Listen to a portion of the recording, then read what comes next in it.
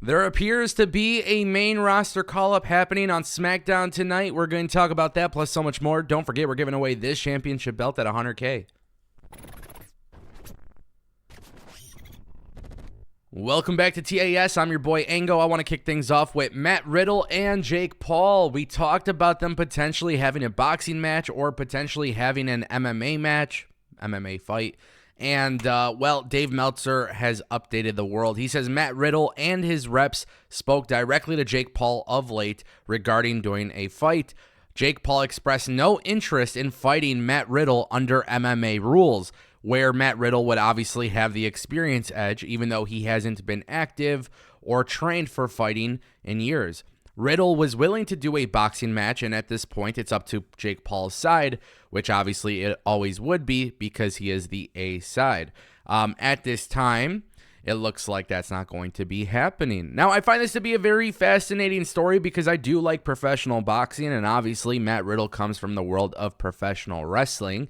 I think a lot of people, they're going to be paying attention to what Matt Riddle does next. Obviously, he was highly controversial while in WWE. There has been rumors that maybe Matt Riddle could go to AEW. There's been rumors that suggest maybe Matt Riddle shows up in TNA.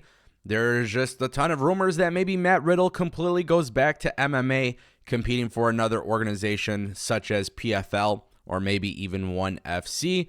I find this to be a little bit more fascinating because people who fight Jake Paul get paid a pretty big bag.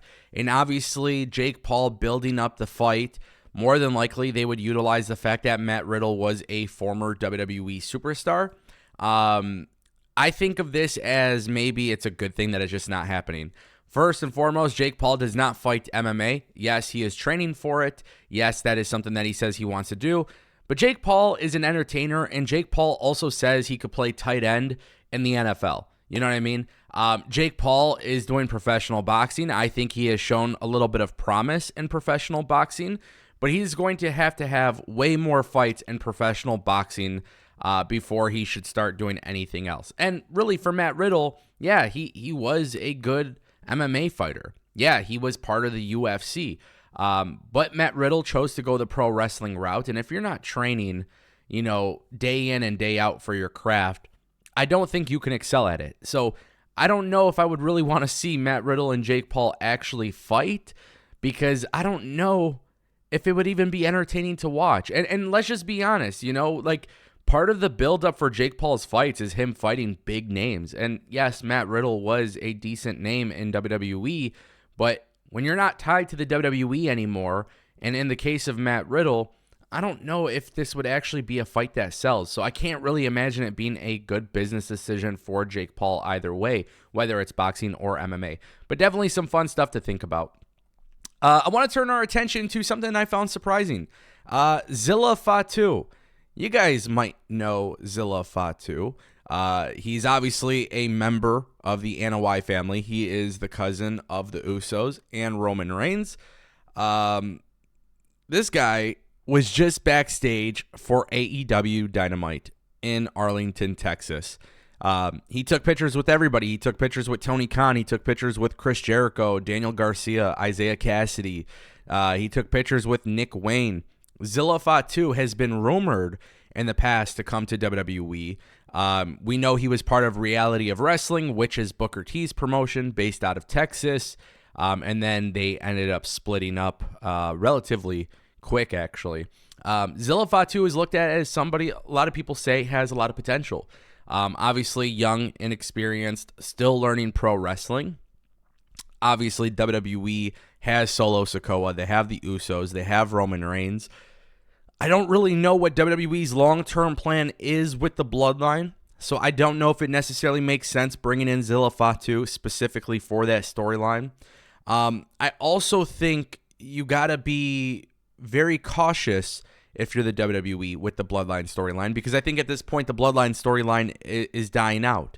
I don't feel like it has a lot of momentum as it once did, and I truly believe that the title belt needs to drop, right? I feel like Roman Reigns needs to drop the belt. So bringing in Zilla Fatu to the WWE doesn't make a lot of sense. Now, for AEW, it could make a lot of sense to bring in somebody who is not a huge standout in the independent wrestling scene. And it might make a lot of sense for AEW to bring him in, work on developing him, and seeing what is possible. Because obviously, AEW tried to bring in Solo Sikoa beforehand, and Solo Sikoa chose WWE instead. Now, with AEW for Zilla Fatu, this gives him a chance to make his name on his own without having to utilize his cousins and his family, obviously on WWE television. So, the idea of AEW going for another signing, it could make a lot of sense. But I do want to point this out. If AEW is bringing in Zilla Fatu, what do you do with him? And this is one of those things where I say specifically to just utilize him for ROH. Right now, AEW has an issue with consistency in their storylines. I'm going to do a deep dive on that, but a lot of stories start and stop, and, bringing in more talent definitely doesn't solve that problem. If you don't believe me, tell me. Tell me what's going on with Konosuke Takeshita. Tell me what's going on with the trios belts. Tell me what's going on with the tag team division. There's a lot of inconsistencies, start and stops. It's been an issue. It will probably get resolved, but bringing in new talent doesn't solve that problem. So if I'm bringing in Zilla Fatu, if I am Tony Khan, this obviously could have just been as a simple meeting, whatever it may be, come enjoy the show as a guest. But if there is any consideration for this potential new signing, the best way to go about it moving forward is put him on ROH and see what you can do. You don't need to put him on Dynamite, Rampage, or Collision. Build him up a little bit. Let's see what can happen. Otherwise, Zilla Fatu could benefit greatly from going to NXT. And that brings us to our final topic of today's video, guys. We had been talking about this for a while. Garza and Carrillo, they are coming to the main roster, and WWE looks to not be wasting any time because according to PW Insider, Garza and Carrillo are expected to be at tonight's SmackDown in Green Bay, Wisconsin. Although it hasn't been officially confirmed, it is likely that they will be returning to the main roster on this show. And we had obviously been talking about this for a while, and the reason why I'm bringing that up is because there had been rumors that maybe WWE had dropped their plans for these guys.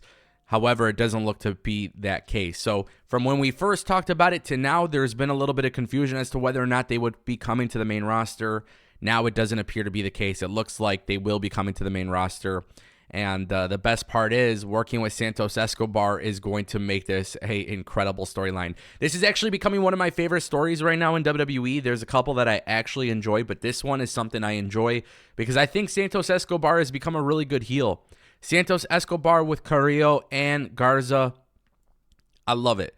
I think these guys are all going to work great as heels. And them going to NXT, I was always pissed. I got so mad. I remember I was literally talking about it on my live review. I said, why aren't these guys being given a chance to win the tag titles? They just got repackaged. They look good. They're fresh. They're new. There's a new style to them. And I was just wondering, I'm like, when the hell is WWE going to push the envelope here? And they didn't. But it makes sense because their tenure in NXT wasn't supposed to be long-term. And for me personally as a fan, I think watching them go to NXT, kind of get rejuvenated, kind of get refreshed, then come back to the main roster, that's exciting for me.